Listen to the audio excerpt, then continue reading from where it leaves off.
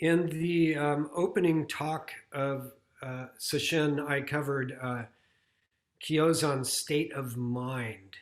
And that koan begins with the question, where were you born? And then I hinted at visiting Kyozan again with his teacher Isan, and then I changed it up. And at the end of Sesshin, we did Jizo's not knowing is most intimate, which also starts with a question of where have you come from, or where are you coming from? And the response in that case is, I pilgrimage aimlessly. Today I thought I would deliver on that promise to visit Kyozan and his teacher Isan again. Oh, can you grab that? In case 15 of the Book of Equanimity, Kyozan Plants His Mattock. The preface to the assembly is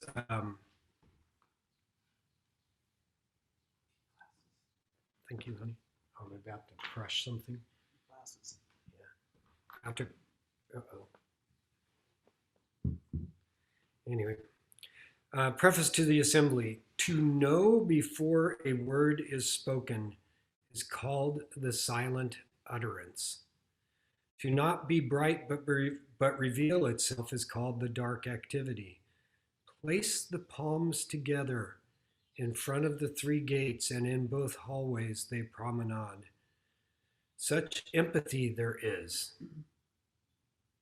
Dance in the middle garden, and at the back gate a head is moved. How about that? Preface. The main case, attention. Isan asked Kyozan, where did you come from? Again, that question. Kyozan replied, I came from the fields. Isan asked, how many were in the fields? Kyozan stuck his mattock in the ground and stood with his hands folded on his chest. Isan said, in the southern mountains, lots of people reap thatch. Kyozan pulled up his mattock and left. That's the whole case. The appreciatory verse, the old awakened one with deep feeling considers his descendants, but now he's spurred on to uphold his household. Keep in mind the part about the southern mountains. With it inlaid in bone, engraved on the skin, let's show our gratitude together. So we've got Kyozan, who we've met, and Isan, in this case, his teacher, and a mattock. So for those of you, tall, that might not know what a mattock is, a mattock actually, I think, generally has the blade vertically, but this is a close approximation. One of my favorite tools, I don't know if you have one on the wall there behind you, Marsh, but one of my favorite tools for breaking up earth, and Lori's dodging the mattock. Dodging the handle. Anyway, one of my favorite tools, strong and can be precise at the same time. So there's your Hollywood propping. I mean, it is funny when we visit these koans. Sometimes the poetry of them, the language, the situation, or even just something like a mattock or a hoe might not be obvious to all of us, because I mean, these come from China and Japan, and the stories are from ancient times. And it's always important in looking at the koans to try to find some connection to now. Try to find some connection to now to make it real in your life and real in your understanding. And I was playing with Tal, and Tal, can I tell this story? Is that okay? Yeah, because Tal was like, I think a hoe is that thing that you know, and so we all have different experience. You know, I feel like I was born with a hoe in my hand, and yet to somebody else, it's like, wait a minute, what's a hoe? And so when we are studying Zen or sharing Zen with our partners or friends or kids or other students or our teachers, it's important to remember to find that common ground, to find those points of connection, to bring it into our lives now, and to be able to express it now. That's why when in the Dharmakaya, you're faced with how do you stop the temple bell, then it's quickly followed by, how do you stop 4 different sounds? Or if it's 20 moos, how do you express 20 moos using objects in the room so that you don't just get caught in moo, but have to see it in the context of objects in the room, objects in your life. So, little detour there. Where did you come from? Where were you born? Where are you coming from? And this question arises over and over in the different cases, in the different koans. In this case, where did you come from? In Kyozan's state of mind, I think the answer was I was born in the province of Yu, or Wu, Yu, yeah? So it was a direct answer, like I was born in this place. Now look at how Kyozan answers this time. I came from the fields. I came from the fields. Now, given that he's carrying a mattock, he might have literally and probably literally came in from some work in the fields. Okay? But when you look at the fields more broadly, I came in from the fields. Here I am before you as my teacher. And I've come in from the fields. So I've come in from out there. I've come in from out there where my job is to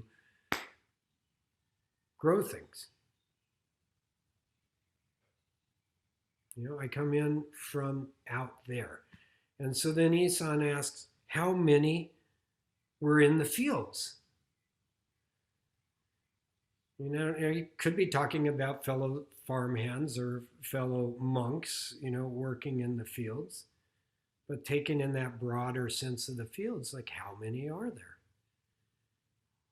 So in this case, Kyozan answers, I came in from the fields, could be direct, but it also is, somewhat like this is where I am in my practice. I'm coming in to see you, Master. I come in from the work that we do.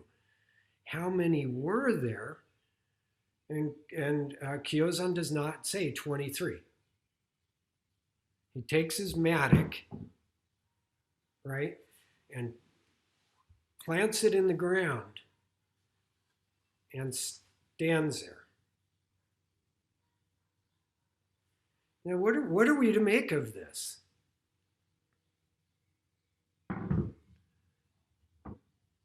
What are we to make of this? I'm trying not to break things as I put the mattock down. What are we to make of this? There's different ways to look at this, but the usual way we look at this is, how do you count? From that place of the space between the thoughts of the thinking mind, from that place of no barriers, no distinction between me and all that I experience, and from that place of I alone am the world honored one, I and the 10,000 things in the 10 directions are one, realize the way. From that place, this is a beautiful answer. A pick in the ground. Stand there. Because the answer is both one and innumerable, right? From that place, the space between how we try to define the world and how the world really appears. There is no number to put on it. Sentient beings are numberless. I vow to save them. from the phenomenal world that puts boundaries on things, that is a ridiculous chant. If they're innumerable, how are you going to save them? Innumerable, sorry. How are you going to save them? But from this place of planting the mattock in the ground, this is what's so right here, right now. Boom! The vow becomes within our grasp. Because I am all, and all are I, and it is me, and I am it, and there is no answer to the question other than what is right here, right now. He plants his mattock in the ground. And so then what does Isan do next? Isan says, there are many in the southern mountains who reap thatch. Now, thatch, right? Thatch is not exactly a good breakfast. You know, it's like you don't want to be eating thatch, right? So, like, okay, you may get it. You may have gotten it. You may have had a fine meal of that rice. Go wash that bowl. What about all those people reaping thatch? What about those who haven't harvested this beautiful grain that's accessible to you? What about them? And then that Kyozan picks up the mattock and goes off to do it. So when we look at our lives and we look at this practice, I mean, this is an important koan to understand. You may have gotten it. Look at the light streaming down next to Paul. You know, he's in white and God is coming beside him, right? BFD, what are you going to do with it? Right? What are you going to do with it? And that's not directed at you, Paul, and it is directed at you, Paul, right? You know, what are you going to do with it? What about all of those that don't have the light streaming down right beside their head, or do and don't see it, or haven't realized it? You know, Andrea's got light coming through the slat of her blinds. You know, there's a glimpse of it right there. Now what? Now what? And Kyozan picks up his mattock and goes back to work. You know, and this shows up in our own lives too. And this is in, you know, my personal experience over and over again. And I've seen it in fellow students around me, is that when we stop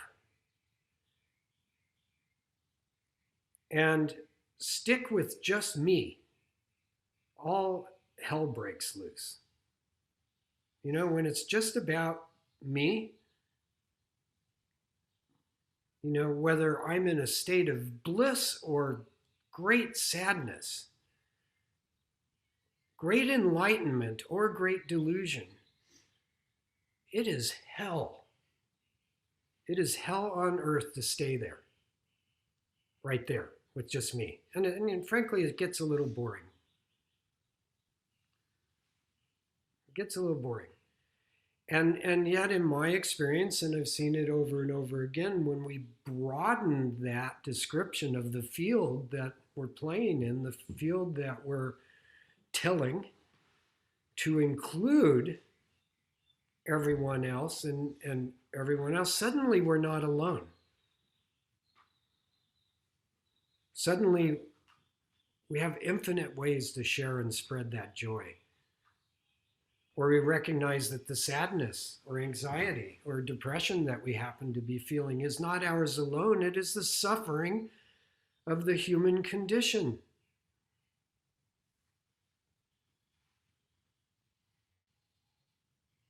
Look at what's going on in India right now. You know, it's hard. I've had multiple conversations with India each week at this point, people in India each week. And, I'm relatively maskless and double vaxxed. And we had people here at the house for Sesshin, and wow, look what's going on over there. And so if you're suffering, why not expand that and understand that it is not just you? Don't wallow in it, but like, wow, this is not me. This is a human condition. Now, I'm not making light of psychological conditions or clinical depression, and that has to be worked with and dealt with, and using all of the modern tools that we have. But in my experience, when I'm in hell, the fastest way out is to expand that beyond myself, to see that I am not that important.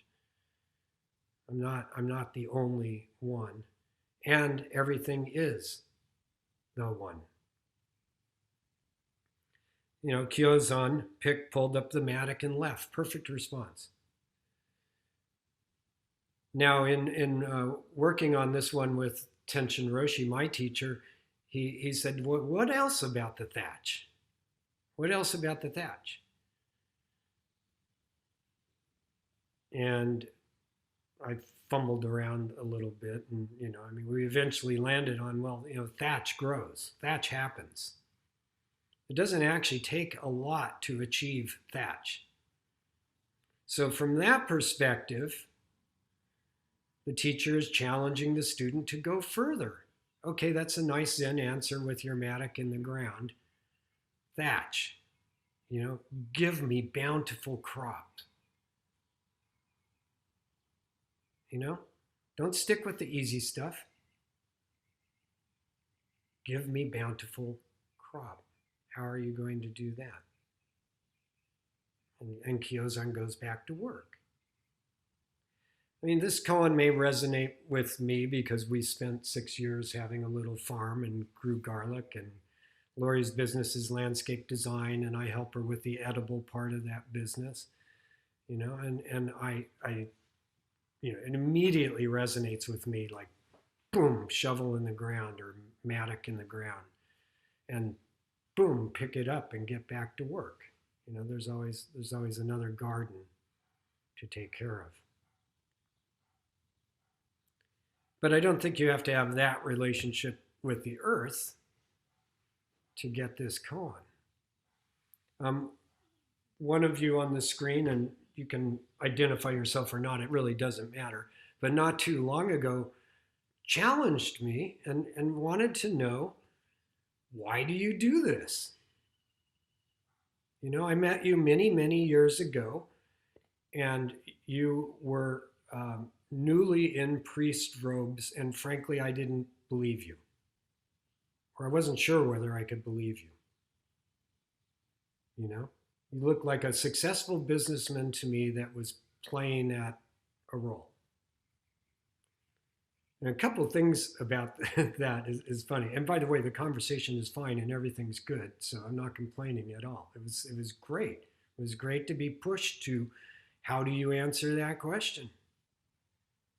How do you answer that question? Why do you do this? Can I believe you? Can I trust you? Because, there are plenty of people in robes around the world that have betrayed that trust. And it's my commitment not to be one of those. But, it's a fair question. But anyway, looking back at that time, it's funny because I've never thought of myself as a businessman, and occasionally that comes up. You're a businessman, and I was in advertising. That's true, and I guess had a fair level of success in advertising as a business. But I came up through advertising as a writer and a creative person, as a creative director, and I handled lots of business and a lot of money, but I never actually kind of self-identified as a business person. So it's always funny when somebody says that. But the equally funny thing is, in terms of how do we define ourselves and where is this boundary, how big is the field, is I never actually, well, not never, I finally came around to it, but I didn't see myself as a creative person either. And so my time in that business was very funny because I came up through a very practical family and went to college almost like vocational school and studied computer science and got a degree in electrical engineering and went to work in that field for a little bit. But I always wanted to be a writer. So then I fell into advertising and it was a great place. But there were all these really creative people around me, people that were artists and musicians and, directors and cinematographers and editors and art directors and I was always kind of like, yeah, I mean, I got into the business through Apple Computer because of my technology background and my ability to write, but it didn't necessarily put me in there as a creative person. And yet I'm not a business. Maybe that's why I'm not doing it anymore. I don't know. But again, look at these definitions we put on ourselves and how we build walls around ourselves.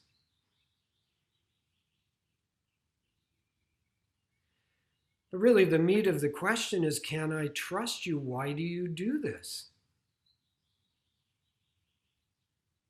Why are you walking around with a mattock that looks like priest's robes? And the answer that I gave, and the accurate answer, is that when I first caught a glimpse of it, both the thinking mind and its profound effect on my life, and then on the vast empty space in the gaps between that, when I saw that, it changed the way I saw the world and experienced the world to such a degree that I don't know, it's hard to describe, that I had no choice. I guess I wanted to share that. I was excited. I was turned on.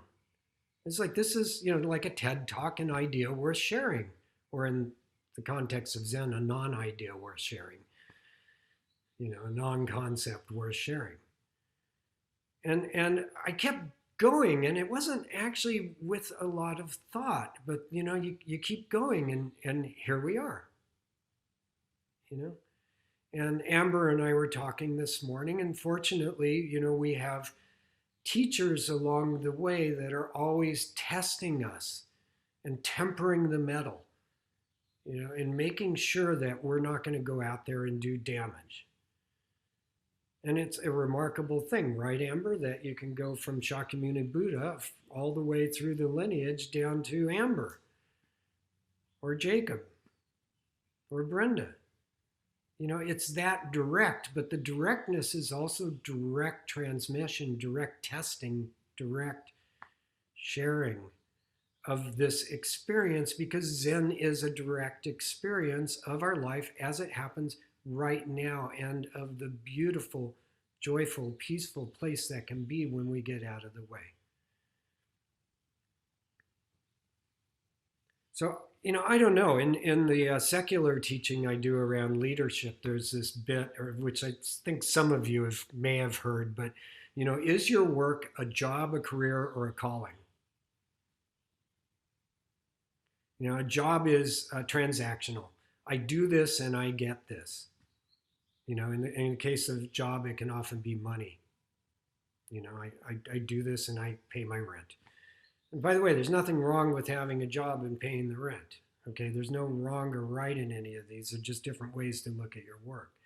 A career generally has some sense of advancement, and I'm gonna advance to the next level, maybe get a bigger office, more responsibility, more power.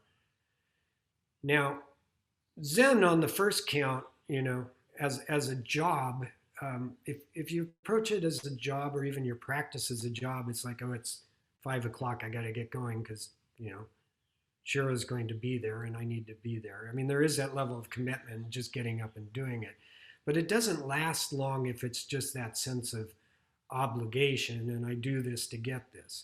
In terms of career, especially as you put on the robes, Jacob, and start, looking at it this way, and if you are an achievement-oriented, anywhat ambitious person, you can get caught in that too. I'm going to get the next colored rock suit. I'm going to get the next title. I'm going to get the next this. I'm going to pass this many koans. I'm going to get out of the Dharmakaya and into the Mumonkan. And then, of course, after the Mumonkan, there's the Blue Cliff Record. And after, so, I mean, Zen as a career is somewhat dubious as well. I mean, what in the end, what do you get? And so then that leaves calling. And it's even funny from a calling point of view, because that word is so loaded in the way we use it. My brother, who's a Christian minister, very cleanly and purely can say, and with complete conviction and believability, because it's true, I was called by God to do this work. I was called by God to do this work. Well, with Zen, we don't worship Buddha, and there's no, framework of big God in the sky, waiting for her or his approval. So that sense of calling, which is, I can't believe I get to do this. This is my life. Wow. That comes from inside. That comes from our true selves. When we did the baggie exercise some weeks ago, and Tal said, when I started throwing away all of the ways I described myself, all I was left with is my own moral compass. When you start scraping it away through sesshin, or just sitting on a Tuesday morning and really looking at what is there underneath it all, you might find a calling. And that doesn't mean that you have to become a priest and become a teacher and go down that route, but you might find that it's bigger than yourself. And that when you see this cleanly and purely and manifest it in your lives, it creates a better world around you and expanding out ever greater than that. And for me, that's a huge turn on. A world that works better. A better world. If I just keep working at it and I just keep sharing it.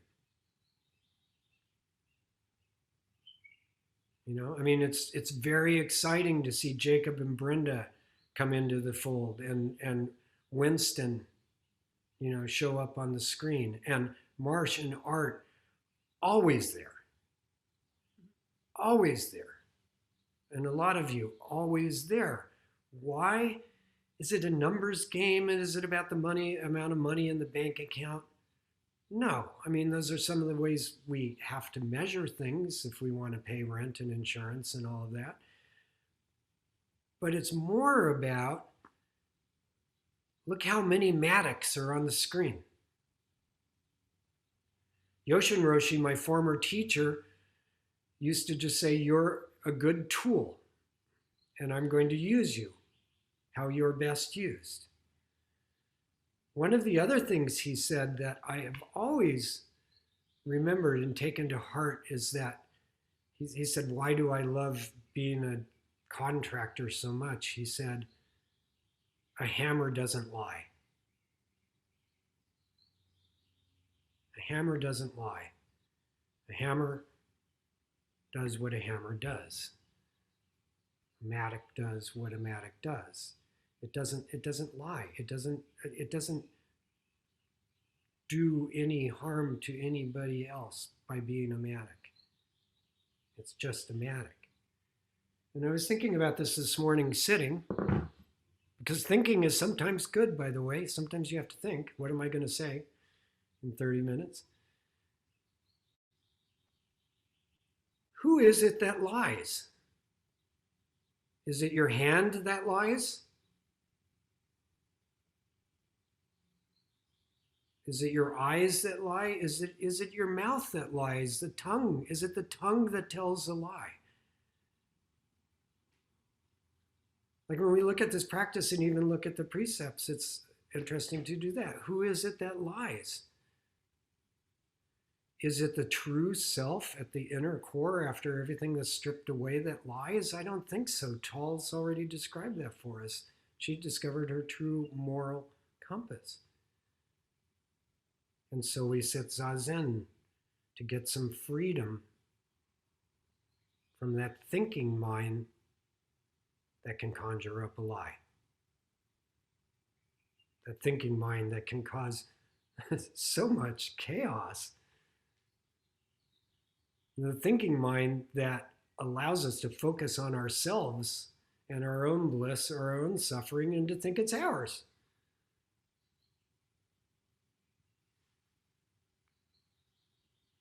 I'm looking at the time. I think I could probably stop there.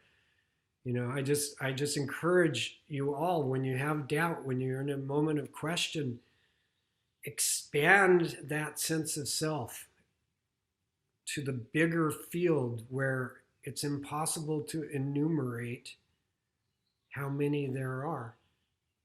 And pick up the mattock, whatever it is for you, and head back out there. It'll save you every time. Save you from greed, from anger, and ignorance. Grab that mattock and head out to the fields.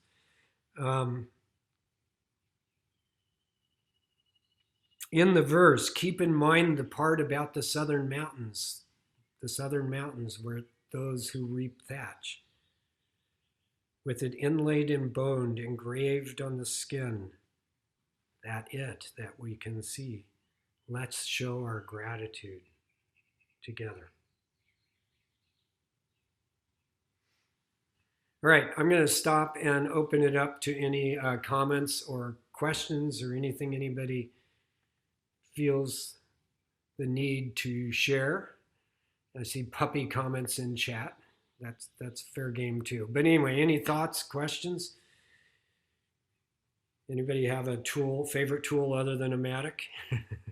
Such a funny word. All right, over to you guys. You can unmute yourself or raise your hand as you wish.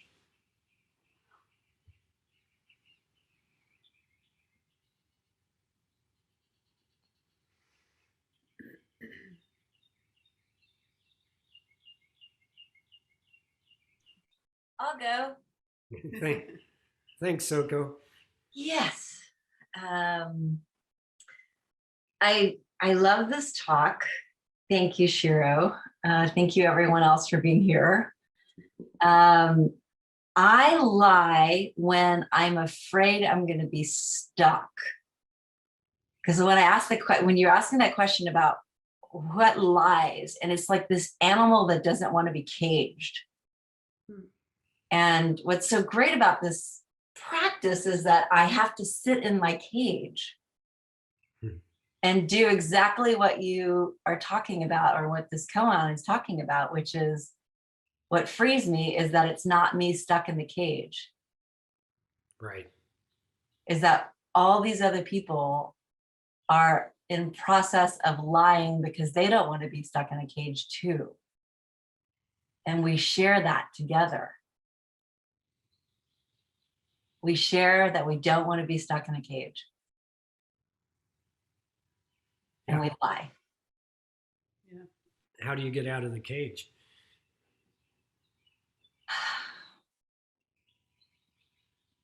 I don't know, I guess celebrate like how silly it is that I lie. Yeah.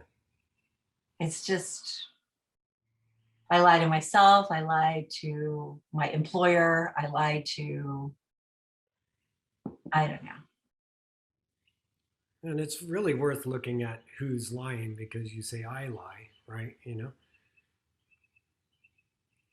But it's like, just like to like sit in being stuck and then I'm free.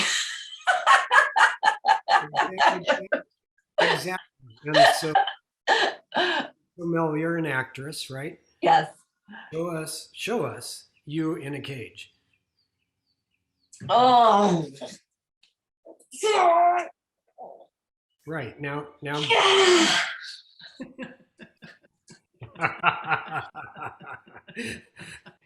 That's amazing. Now get out of the cage. Show us getting out of the cage.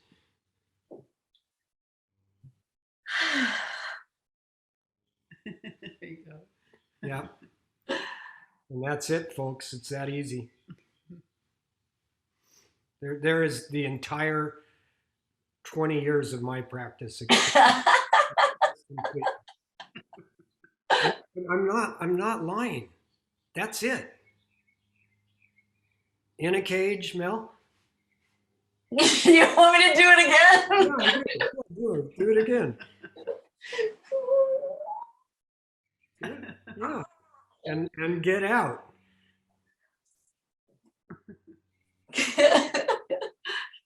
Right. And for those of you that have just started or contemplating koan practice, there it is too. Mhm. Not intellectual, but a direct expression of understanding. That's why it's called the Gateless Gate. It's a gate we have to pass through, but there's no friggin' gate there. So you might go, well, Melanie's an actress and she just conjured that up, but no, that is it. That is it. And if we could all get that, me included, right? If we could all just understand that every moment of every day in front of us, the world would be an amazingly simple place to navigate.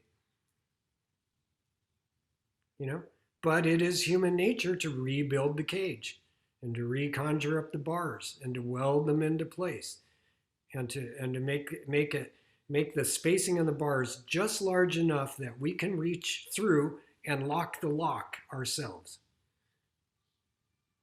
from the inside.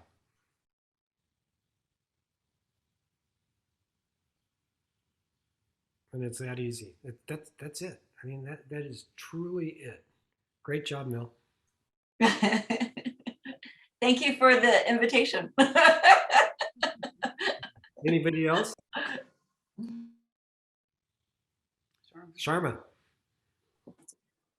I really found that the cage is all my creation. And even knowing that, it's easy to get lost. So in order to keep recognizing it, sitting is what seems to be the best. My experience, even limited in the session, was pretty profound. And I noticed I was like missing it. And there are these nights I want to join, and I keep thinking, can I rearrange this person? Can I rearrange that person? And created a bit of a cage. And so I feel a little stuck with that, meaning I haven't worked through it other than accepting it. And the other thing that came to me is how serious at times the practice is, and how I think my rebellion is the seriousness. It's like, why can't I just have fun and do what I want and laugh? Why does everything have to be so damn serious?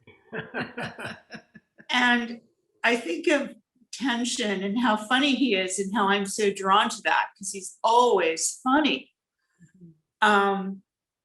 But there's still this part of me that's like, fuck it, man. This is all so friggin' serious. So I go back and forth with that. I don't know if anyone else has that experience, but why can't I just have a glass of wine and kick back and like go, it's all fine. I don't need to do anything. This is great. So these are all the things that are swirling around in my head these days. If anyone can relate, let me know. I think probably everybody can, I think can raise a everybody hand Okay. at some degree. No, I mean it's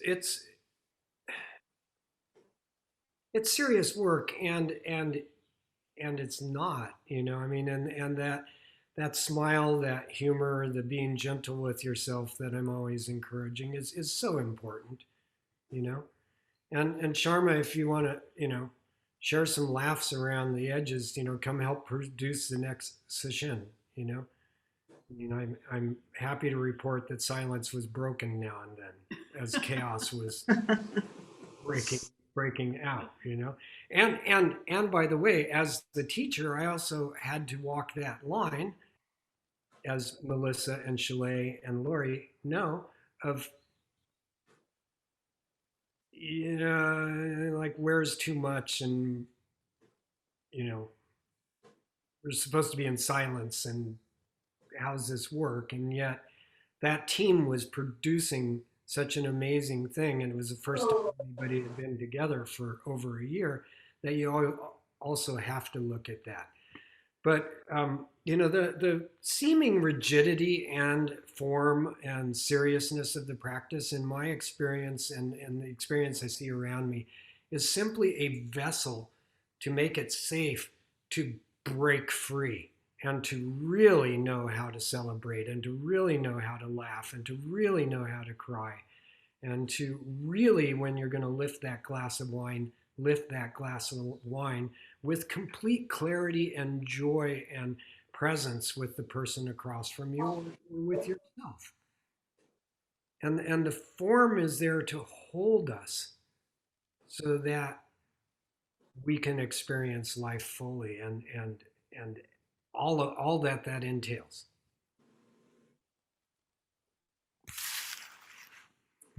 So you know, I think, hi guys. In response to what you're talking about, Sharma, and is one of the things that Roshi is really showing me and really teaching me in these years is that our preference level of existence, which is the desire to just rebel and make things the way we want them to be because we know best about how things are supposed to be, never mind that we suffer along the way, that actually is a much more rigid place. That's a place of, you know, where I must be. That's, you know, that's, and that knowing um, that you can move off of that to a place that's actually really free of having to hold on to your preference is, it's unbelievably freeing. And it really helps to go to the next level of what is, you know, because like what is if you just look outside, what is going on out there is some beautiful light, and the birds are going nuts.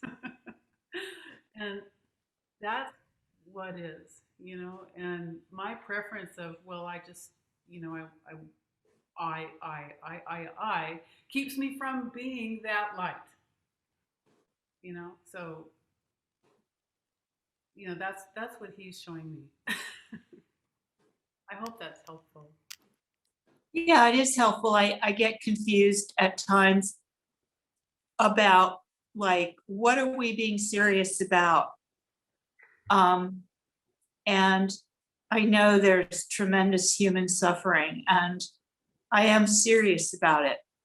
But are we being serious about that? Or are we being serious about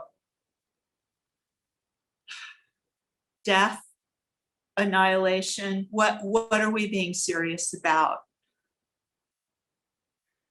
Yeah, I mean, the question of life and death is of supreme importance. To rob a line. To rob a line from the very end of Sesshin. And I'm having trouble hearing you. I said the question of life and death is of supreme importance, and it's critical for us to deal with it.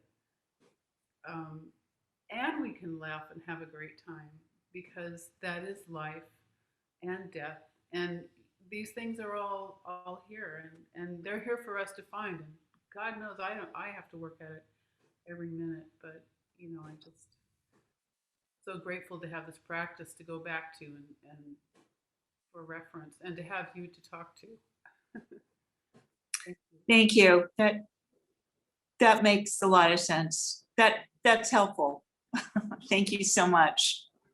Yeah, and Sharma, I mean, this practice and certainly the Zen Center is accessible at many levels for anybody to come in and engage as they will. But I encourage everybody to determine what is that question that you want to answer and take it seriously. Take the inquiry seriously. And take the practice as just a container that tells you what to do when, so that you can focus on your own question. And one of the questions that often follows that, hey Dan, why did you do this? Why are you doing this? Is the next question is usually how. Like how did you, or can you, or do you? Like that seems like commitment or whatever. And look, that's all about context, because we drive on the right side of the lines on the roads by choice. We choose to follow the clock by choice. We choose to set the clock forward and back by daylight savings time by choice. There's all of these things that we're doing all the time that are actually very rigid forms. But we just go, yeah, okay, I'm going to do that. And if you make your practice the context for your life rather than something separate that you have to find time for in your life, then all of a sudden it becomes just like driving on the right side of the road. It's just a lane I'm in while I do everything else. It's the separation of our practice and our lives that creates this like, oh my God, how am I going to do this at this time? Ken has his yoga practice that he teaches every Sunday, and he shifted his timing so that he could be with us.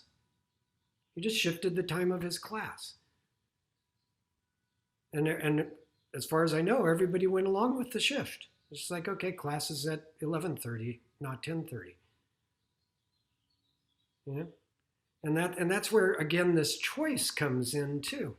Once you start seeing things, you go, oh, I choose. So, where's the bell? There's nothing serious about the bell. It's a bell. And yet when it does that, I bow. So, I don't know. I want to open the door, I turn the doorknob. I hope that helps, and I hope that adds some humor to it too. Yes. I mean, there is a lot of humor in the way I look at things, even though I don't come off like that. There's a little secret humor in my head at all times. Good. And it hasn't always been, it's there all the time. So that is helpful, because you're right. And there is this space, and it's there all the time anyway. So, yeah, thank you. Yeah. And this is not you at all, Sharma. This is now to the whole crowd. And by the way, I just know from experience. It's like somebody says, hey, let's blah, blah, blah on Sunday morning. You go, fine, 11:30. Or fine, 5 a.m. I've done it on both ends of that to train for my ultra marathons. It's just a matter of what context you create. And I'm not saying everybody has to do that, but it's that. I saw Philip's hand up, and we have a few minutes left. So Philip, thank you, Sharma. Thank you. It's a chance. Yeah. Is my audio okay? Yes. Yes. Okay, cool. Yeah, I also wanted to touch on some of the things that Sharma was saying. I'm just like in relation with my own relationship with the practice. I feel like before the practice, like this place of seriousness in my own relationship with my meditative practice, it was like that was the only place I knew really where to be, was with my arms crossed and yeah, okay, this is what it is, and sort of stuck in that place a little bit. And then what has been the great gift of practice is, okay, well, what's the next thing you have to do in your life, you know? And yeah, and even like this testing that is constantly that is a part of the practice, like the testing of the teacher. I feel like most of the times that I'm in interview, it's okay, that's good, but why do you have to be so serious? Can you do it and enjoy your practice at the same time? Can you do it and like, yeah, okay, you have the next thing to do, and maybe you see someone suffering, or like for me, I see certain people in my life suffering, and if I can be with that and also enjoy being there for them, enjoy being there for myself, and just taking action, like I feel like that's been a great gift of practice. And you know, I really see that in this poem. Okay, the thatch was on Southern Mountain. Okay, yeah, you got it. Okay, now what are you gonna do? Yeah, it's I'm just grateful for those tests, those conversations. So that's all I have to say. Thank you. Thank you, Philip. And I mean that. Thank you very much. It's a great answer, I think. Anybody else? I just want to throw in a really quick one. I love the question of why do we do this? Like, why do we practice? I ask myself that all the time. I think it comes up probably for every Zen practitioner frequently. And Yoshin Roshi, my former teacher, said something once that really resonated with me. He said that Zen practice is character building. Which, like, for me, I'm like, that's it. Like, that's why I do it. That's why I sit. That's why I do koan study. That's why I listen to Dharma talks, because it just makes me a better person. Whether it's comfortable or not, or if I feel like getting up or not, I know it makes me a better person. And so that really, like, that's always kind of what I go back to, character building. So anyway. Thanks, Mel.